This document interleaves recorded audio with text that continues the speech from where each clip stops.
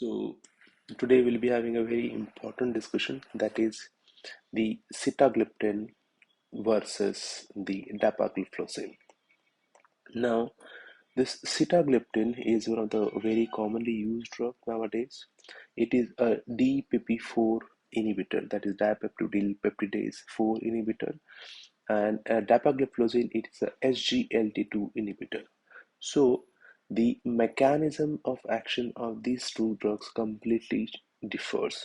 This DPP4 inhibitor, uh, they actually potentiate glucagon-like peptide. Now, what are the glucagon-like peptide? Whenever a person eats or they take their meals, at that time, the glucagon-like peptide gets released because of the presence of the food in the gut.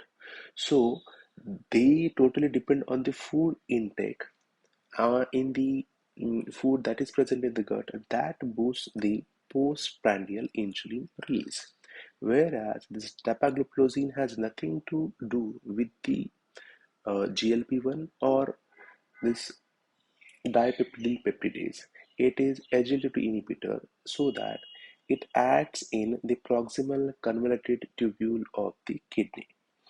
What it does is it prevents the glucose reabsorption, so it simply causes excretion of the glucose from the kidneys so that more and more glucose is filtered through the kidney. So there is excretion of this glucose in the urine. So more and more sugar is there in the urine. So it increases the risk of urine tract infection.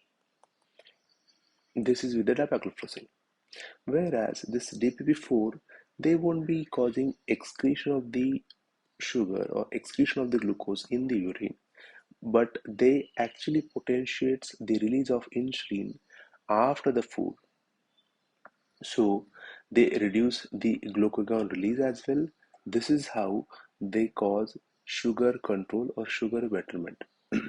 Both these drugs can actually never cause hypoglycemia on their own. They don't ever cause hypoglycemia on their own because both these drugs are low efficacy. Low efficacy means they will be hardly reducing the sugar level up to 30 or max to max 50 milligram on their own, so that they can cause this HbA1c reduction of up to 1 only. Now, are there any other things? Yes, this sitagliptin is a weight neutral drug, whereas this dapagliflozin can cause weight loss of up to 2.5 to 3 kg, as it directly excretes the sugars. Automatically, the patient is put on in negative balance on the calories, and this drug can cause weight loss up to 2.5 kg, which benefit is not there with the sitagliptin. So this sitagliptin lowers both fasting as well as postprandial blood sugar levels. The same is with the dapagliflozin. It can reduce the fasting as well as the postprandial blood sugar levels. Now, both these drugs are once a day dosage medicine. Both these drugs are once a day. As I told that this dapagliflozin can cause urine tract infection, whereas the sitagliptin won't be causing any urine tract infection because it does not release any sugar in the urine. One of the most important thing is this dapagliflozin, as it not only causes excretion of the glucose in the urine, automatically because of the slighter unavailability of this glucose in the bloodstream, there is kind of production of the ketones, and heart has very favorable mechanical or functional advantage because of the presence of these ketones. So that actually improves the pumping of the heart, that actually is beneficial for the failing heart. So dapagliflozin has been shown to have a beneficial effect when the patient has reduced ejection fraction or has preserved ejection fraction. That is the reason why dapagliflozin or empagliflozin or SGLT2 inhibitors, they are one of the most important heart failure pillar. So Currently, for heart failure, we have total 5 drugs, which includes these ACE inhibitors, beta blockers, aldactone or spironolactone antagonist. Second is the fourth is valsartan, sacubitril and valsartan, and the last one is the Verquo, verisuquat. And this is that last drug which is there in heart failure prevention. So dapagliflozin shows reduction in the heart failure, reduction in the hospitalization due to heart failure, which benefit is not there with the sitagliptin. So each and every patient who has heart failure with reduced ejection fraction or heart failure with preserved ejection fraction has to be put on dapagliflozin.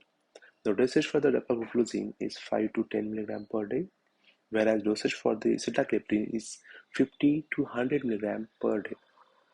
The sitagliptin does not have any cardio or renal protective role, but this role is there with the dapagliflozin. Dapagliflozin actually had shown to prevent the CKD progression, whereas the sitagliptin does not have. As I told, dapagliflozin also reduces heart failure, reduces hospitalization due to heart failure, and prevents the CKD progression. That is the reason why any patient who has hypertension or diabetic or heart failure must be put on dapagliflozin to prevent the worsening in the heart or in the kidney.